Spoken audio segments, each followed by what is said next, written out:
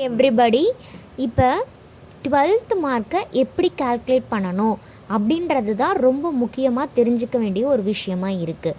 அதனால் அதை பற்றி தான் இந்த வீடியோவில் பார்க்க போகிறோம். ஸோ ஃபுல்லாக கவனிச்சிங்கன்னா தான் எப்படி உங்களோட மார்க்கை நீங்கள் கால்குலேட் பண்ணணுங்கிறத தெரிஞ்சுக்க முடியும்.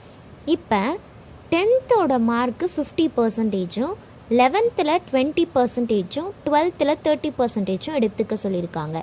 10th 50% அப்படின்னா அது எந்த மார்க் எடுத்துக்குவோம் அப்படின்னா, நீங்கள் எழுதியிருக்கக்கூடிய 5 சப்ஜெக்டில் 3 சப்ஜெக்ட் ஹையஸ்ட் மார்க்கை எடுத்துக்கணும்.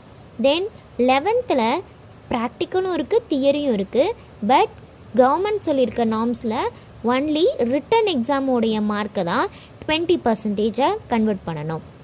தென் 12th வந்து பார்த்திங்கன்னா 30% வந்து பார்த்திங்கன்னா எடுத்துக்க சொல்லியிருக்காங்க. இதில் ப்ராக்டிக்கல் மார்க் ப்ளஸ் இன்டர்னல் மார்க்கை ஆட் பண்ணிக்கணும். இன்டர்னல் மார்க் அப்படிங்கிறது ப்ராக்டிக்கல் இல்லாத சப்ஜெக்ட்டுக்கு போடக்கூடிய இன்டர்னல் அசஸ்மெண்ட் மார்க்கு. ஸோ இப்போ 10th ஸ்டாண்டர்டோட மார்க் கால்குலேஷன் எப்படி பண்ணணுங்கிறத ஃபர்ஸ்ட் நான் சொல்கிறேன். நான் ஃபார் எக்ஸாம்பிளுக்கு இது எடுத்திருக்கேன்.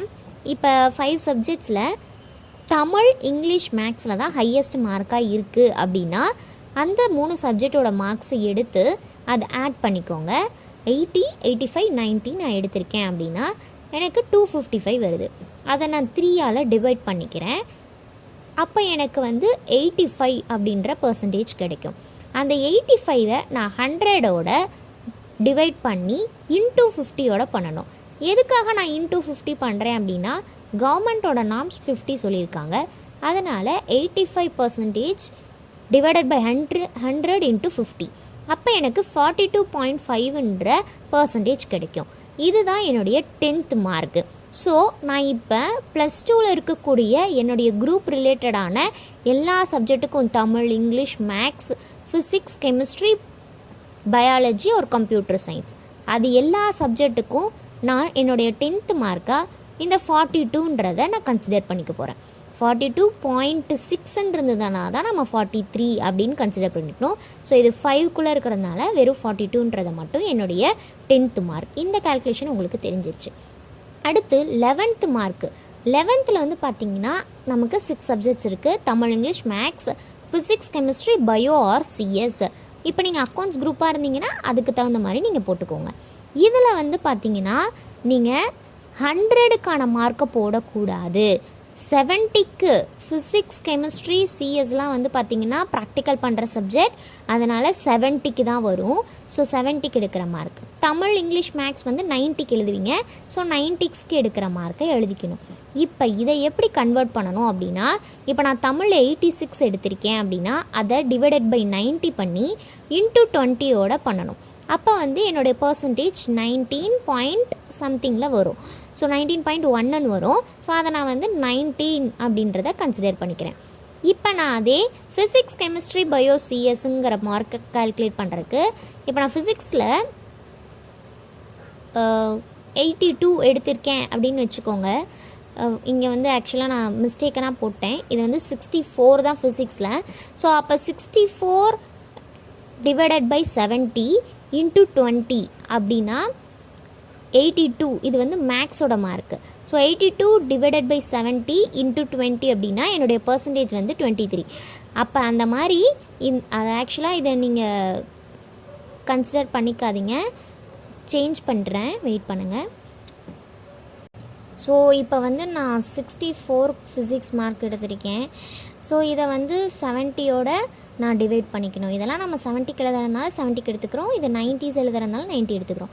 So 64 divided by 70 into 20 equal to என்னோடய பர்சன்டேஜ் வந்து 18 வரும். அந்த மாதிரி நான் ஒவ்வொரு சப்ஜெக்ட்டுக்கும் இங்கே போட்டு வச்சுருக்கேன். தமிழ், இங்கிலீஷ், இது தமிழ், இங்கிலீஷ், மேக்ஸ் வந்து 90 மார்க்குக்கு, ஃபிசிக்ஸ், கெமிஸ்ட்ரி, பயாலஜி வந்து 70 மார்க்குக்கு.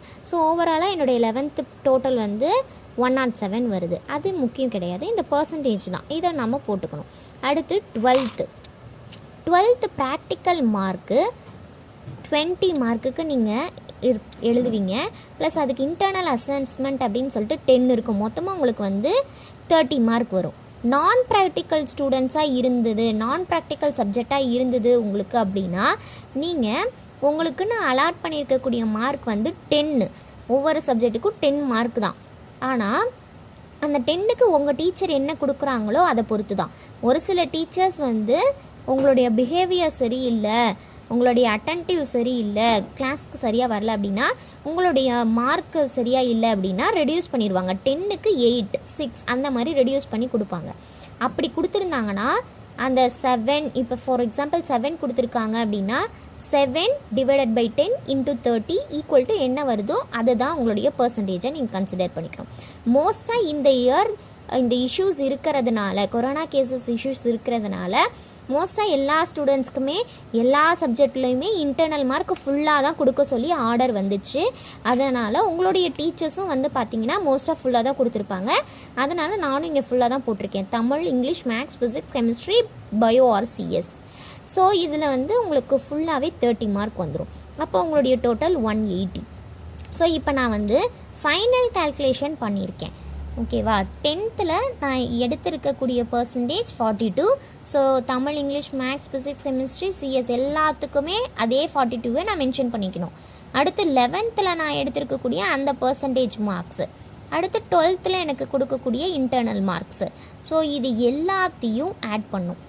ஸோ இது வந்து 10th வந்து காமனான mark, 11th written exam mark, 12th உங்களுடைய internal mark plus practical mark. So இது எல்லாத்தையும் நம்ம ப்ளஸ் பண்ணி நமக்கு கிடச்சிருக்கக்கூடிய டோட்டல் வந்து பார்த்திங்கன்னா 539. ஸோ இப்போ நான் 600க்கு 539 எடுத்திருக்கேன். இதுதான் என்னுடைய 12th mark. Can you understand this?